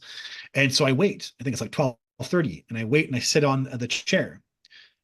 And this girl comes in, and she basically wanders around and plops herself down across from me, and plops herself like just kind of like super relaxed, like I'm relaxed. And I don't really engage with her, and she's pretty and all this stuff. And I don't really engage with her because I only until I felt compelled did I really start interacting with people. I hear she's with some guy or some people, and they mention Rainbow Gathering. You hear the words, so I have to talk with them. Okay, oh, you guys are from a Rainbow Gathering, and no, we were this other one in the States, and we're coming up to this one now. And I said, oh, I was at Hornby Island. Oh, I want. So she says, I want to go to Hornby Island, and I said, well, I want to go to the Rainbow Gathering. Okay, we have a reason to meet up. So how about we hook up afterwards, and we can meet with all my friends, and we can go and we can talk about where to how you can get to the Rainbow Gathering, and I can go to Hornby Island. Okay, great. So we have a reason to talk with each other. We get our rooms. The reception opens up, and as I'm walking by her, no, okay, I actually had some synchronicity. It's too much detail. I had some synchronicities that I was going to meet. It happens. It's in the book. It's in the book. I was going to meet a woman, and I felt like I would be kissing someone, and that was the night before. And I was not. I thought I was celibate. Like what happened to me from the rising, I thought I was going to be celibate for the rest of my life. I had no idea, and these ideas of the spirit telling me, or these sensations and feelings, I didn't even believe it. So when we get our rooms, and she's combing her hair in the mirror, and she looks at me, I walk by her, and she said, "It was nice meeting you." I said, "It's nice meeting you also." And I'm walking down the stairs, and I have those really intense sensations about like kissing and meeting a woman. I'm like, what? That's really weird. It's like it links up those feelings. I'm like, what? And then and then that night we all hook up with friends, and we're meeting with people, and we decide to go down by the river. It's nighttime, and we lose everybody. It's like kind of really strange, and it just ends up being me and her. And so we end up finding this rock overlooking the river in Nelson. We stay in the rock and we spend hours there, and we end up talking about spirituality and everything.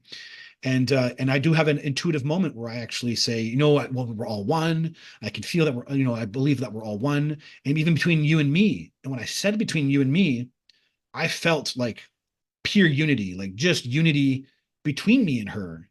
And I was like, that's a really weird, like, I've been speaking about spirituality with tons of people at that point, and I'd never had that experience. So what was that all about? I didn't understand these little minor things going on. And I learned she had a guru and all that stuff, and it was really magical. We get down, and it's 3 hours later. We're on a railway track. We find some other people who we were part of our party initially, who obviously went off and were hanging out and stuff. And all of a sudden, and I just, I was seeing orbs the entire time while I was traveling, and I didn't know what was going on. And when you see orbs, you think they're spiritual. So you don't think UFO and aliens. You don't know. You don't have any answer. And by the way, there was no internet to tell you people see orbs all the time. That didn't exist. There was an internet, but not to this degree. And I looked up, and then all of a sudden there's this object moving across the sky, and it's bright white ball. I say, what the hell? Look at that, guys. And we all look up, and she's with me, and we all look up, and it goes and brights up this like whole sphere thing brights up, and then it quickly descends, dimes down, and it's gone. And everyone's like, oh, and the guy right in front of us says, man, we just saw a UFO. He yells it all out. Oh my God, I'd never seen that before. And I'm like, oh my, these are the objects following me around. And I also connected. Okay, so I'm having a synchronicity to kiss a girl. I meet this cool girl. I have a unity experience with her. Now I see this orbs that have been following me the entire time. What the hell? What? I couldn't believe the message because of how extreme it was when I went to go traveling. So I'm stuck in the past, and here's all these messages happening in the moment. And she sees this too, and she says it felt like an omen, and I felt like it was an omen, and let's cut to the chase. A bunch of events happen. Eventually, again, the next night we meet up again. And again, the same scenario happens where we're supposed to be with people, and everyone abandons us, and it's just me and her. And I felt in the day that I should be kissing her. So I just throw caution to the wind, and I kiss her, and she accepts the kiss. And we kiss under a willow tree on the beach of Nelson. And it's on the beach by the river. And it's really sweet. But I was traveling. This was my life. I didn't understand anything about what was going on. So I was just going with the intuition, but I didn't know what it meant for my life. And I wasn't interested in letting and making and having a relationship or a woman, not a woman, but a relationship change my plans. It's kind of the story part of my book anyway. The aliens had me separate from a girlfriend, and there is feelings of like, you got to be the right way. Not even, I just didn't think relationships could be possible in a spiritual kind of context. That's actually the truth of it. So I didn't really understand that stuff. And I did find out where the Rainbow Gathering was. I had plans to go traveling to these other farms before I went to the Rainbow Gathering. She had plans to go to Hornby Island. So I was like, here's my email address. Let's see if this is meant to be. Because I don't believe relationships can happen with spirituality. So I'm like, I have to leave you. I have these plans and I'm not going to stop doing my plans. And she's like, what? Like, isn't this magical? Isn't this beautiful? I'm like, it is. It's beautiful. It's magical, but I can't do that. I can't commit like that. And I had real resistance towards solidifying the relationship to do anything. So I threw caution to the wind and said, if it's meant to be, it's meant to be. And it's really magical. I just let her go. So I went and hitchhiked away, and all we had was an email address, and that's it. We didn't have any other way to connect, and we didn't have cell phones and all that other stuff. And I didn't know if I'd ever see her again. And I said, I'm going to the Rainbow Gathering, and she didn't know that she'd be there or not.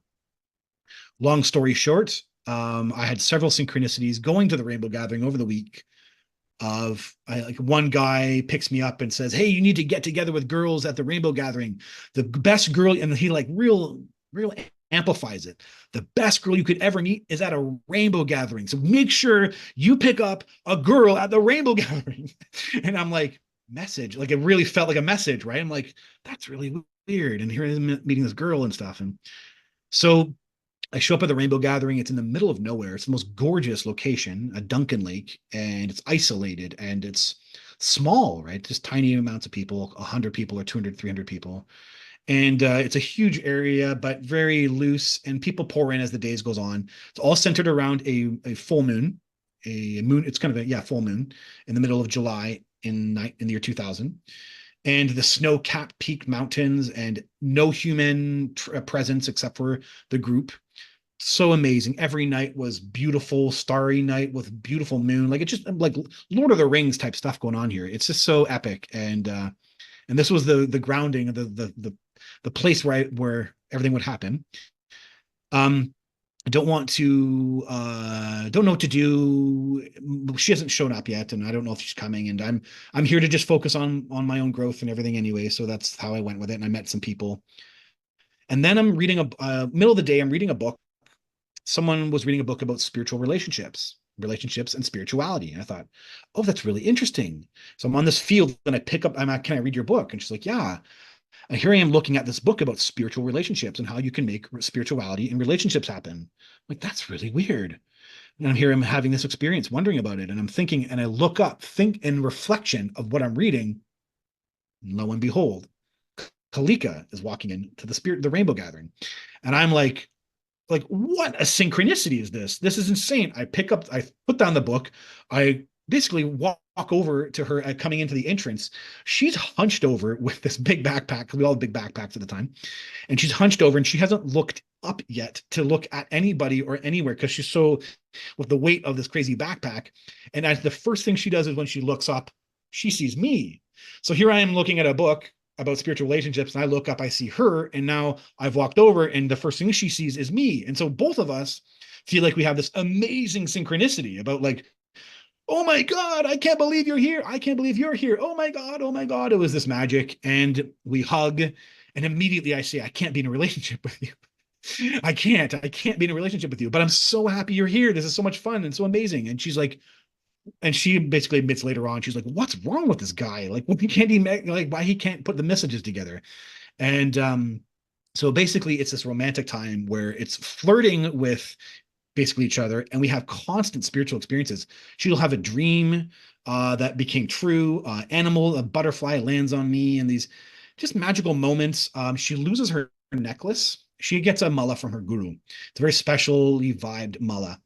And she loses it in the lake one day. So we're spending maybe 4 or 5 days where there's no relationship, and we're just fully focused on friendship and connecting. And all we do is hang out together. So it's this complete,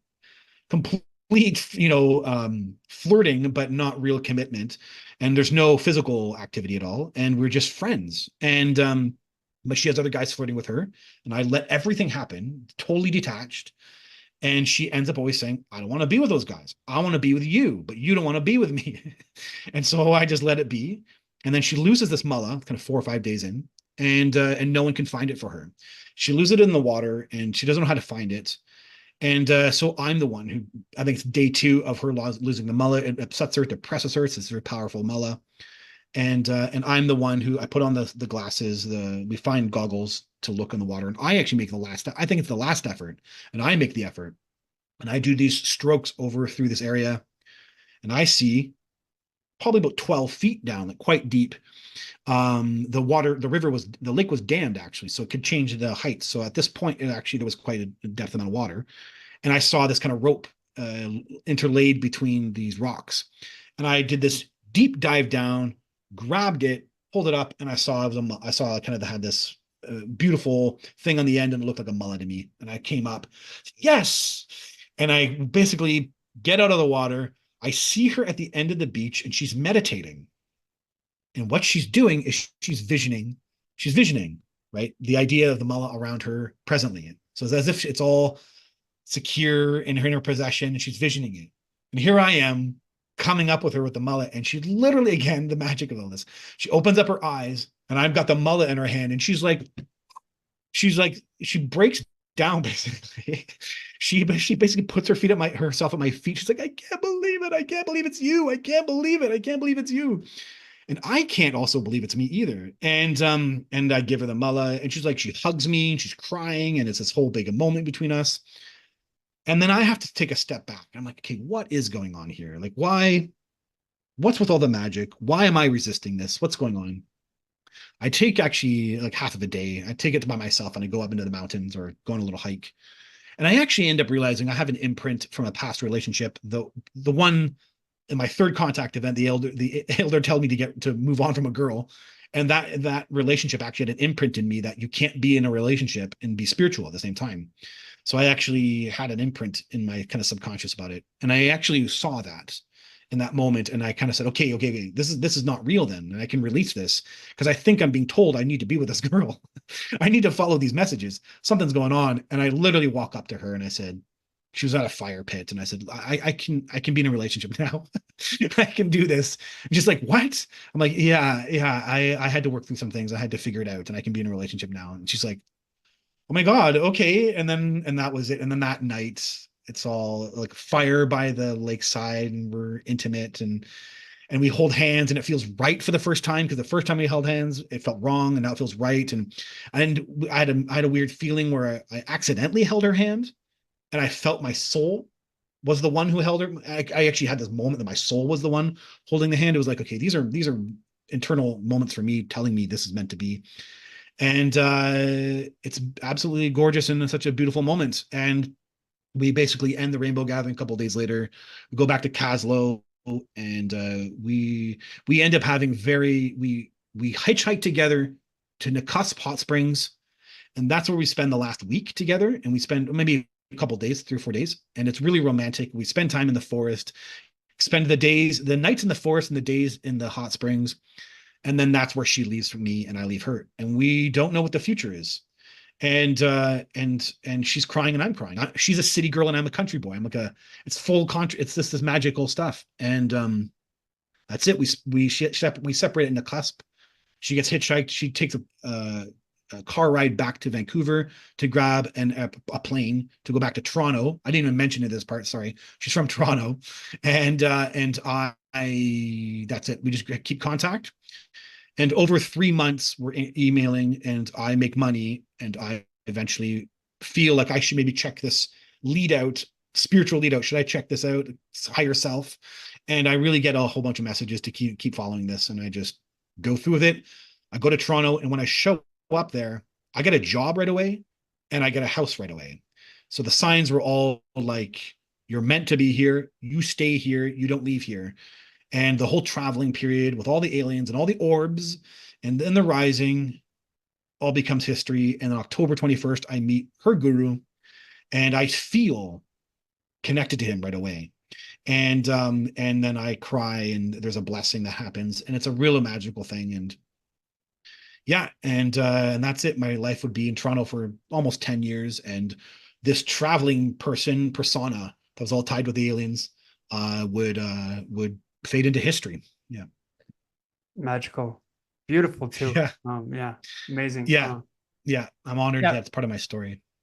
Well, we really needed to get into that just to pay off the whole gray involvement with, having you two meet up, which comes into play with a bit with what Eve Lorrigan, Love Bite.